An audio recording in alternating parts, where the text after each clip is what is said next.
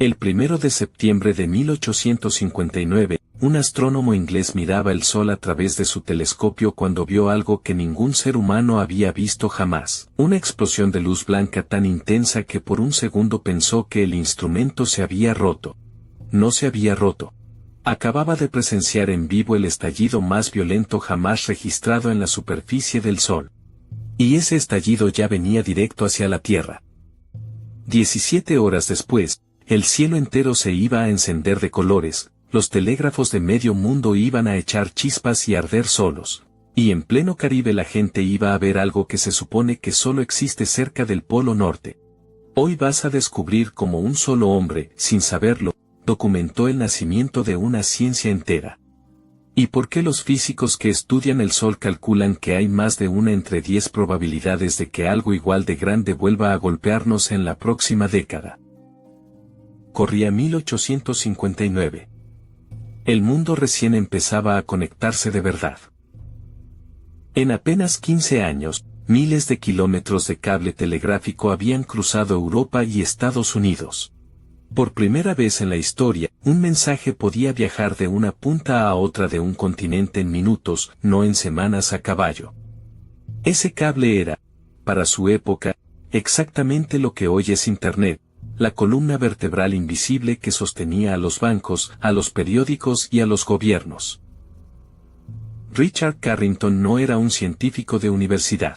Era un astrónomo aficionado, hijo de un cervecero, que se había construido su propio observatorio privado en Reading, al sur de Londres. Durante años había dibujado a mano, todos los días, la posición exacta de las manchas solares. Nadie le pagaba por eso. Lo hacía por obsesión pura.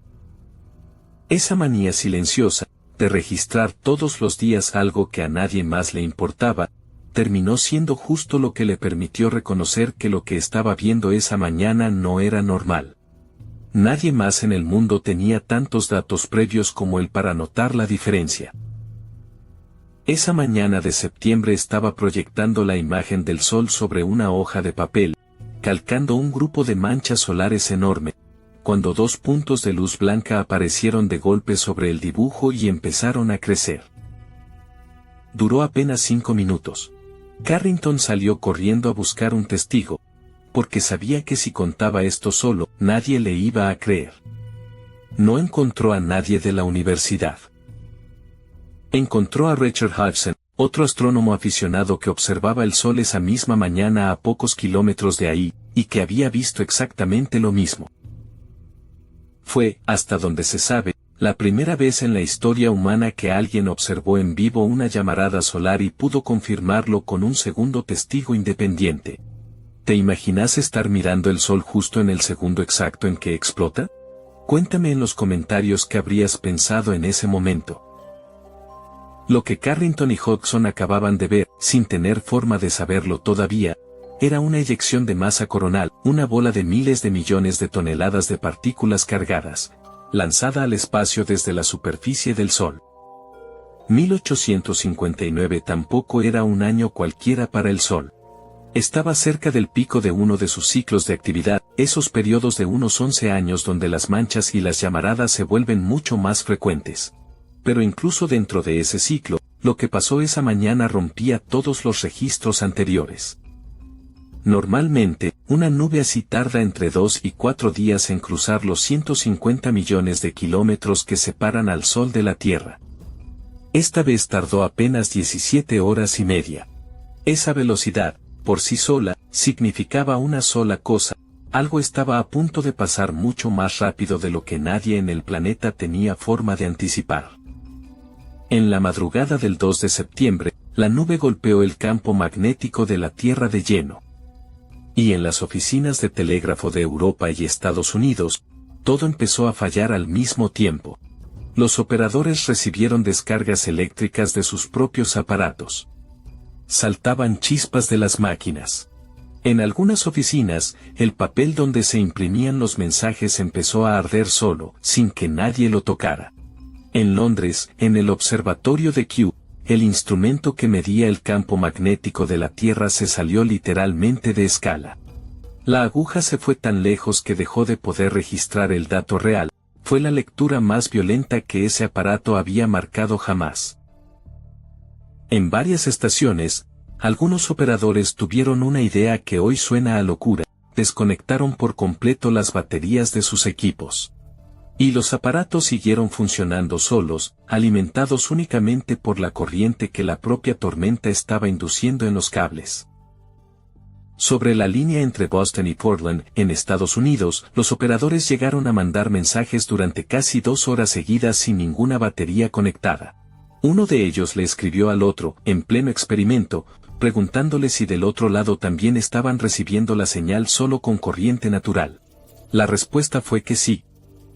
¿Vos hubieras tenido el nervio de desconectar la batería en pleno caos, solo para probar una corazonada? Porque esos operadores literalmente enviaron mensajes usando al sol como fuente de energía. Mientras tanto, arriba, el cielo se estaba volviendo loco. Auroras violentas, verdes y rojas, se encendieron en lugares donde eso jamás debería haberse visto: en Cuba, en Colombia, en Hawái, a apenas unos grados del Ecuador. En las montañas de Colorado, un grupo de mineros del oro se despertó pasada la 1 de la madrugada, vio el cielo brillando con la intensidad del amanecer, y se levantó a preparar el desayuno pensando que ya era de día. En el noreste de Estados Unidos, la gente contó después que había podido leer el diario en plena noche, sin ninguna lámpara encendida, solo con la luz que caía desde el cielo. Y esa no fue la única vez en la historia que el cielo se comportó así. Pero sí fue la primera vez que alguien pudo explicar, con datos reales, por qué estaba pasando. Meses después, Carrington publicó un artículo científico conectando la llamarada que había visto con la tormenta que sacudió al mundo entero 17 horas más tarde. Muchos colegas suyos, al principio, se negaron a creer que el sol pudiera afectar a la Tierra tan rápido y con tanta fuerza. Le costó décadas a la comunidad científica aceptar del todo esa conexión. Hoy es la base de un campo entero de estudio, con cientos de científicos trabajando en él a tiempo completo: la meteorología espacial. ¿Sabías que predecir si una llamarada solar le va a pegar a la Tierra es hoy un trabajo real de tiempo completo? Cuéntame si conocías esa profesión. Y no hace falta irse hasta el siglo XIX para ver el poder real de una tormenta solar. El 13 de marzo de 1989, una tormenta bastante más débil que la de Carrington golpeó la red eléctrica de Quebec, en Canadá. En cuestión de 90 segundos, toda la red colapsó. 6 millones de personas se quedaron sin electricidad durante 9 horas, en pleno invierno canadiense, por una tormenta muchísimo más chica que la de 1859. Ahora avancemos 153 años, hasta el 23 de julio de 2012. Ese día, el Sol produjo una eyección de masa coronal tan potente, o más, que la que Carrington había visto en 1859. Los instrumentos modernos la registraron con precisión total. Pasó de largo, a apenas 9 días de distancia de cruzarse con la órbita de la Tierra.